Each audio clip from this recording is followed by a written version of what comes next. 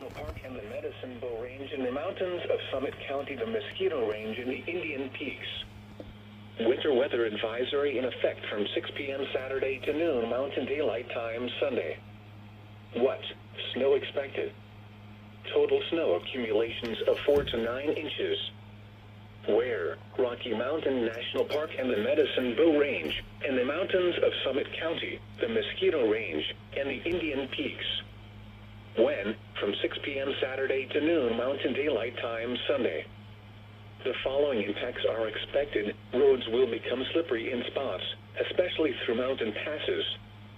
Use caution when traveling. Slow down and use caution while traveling. The latest road conditions for Colorado can be obtained by calling 511 or by going to www.cotrip.org. The 9 p.m. observation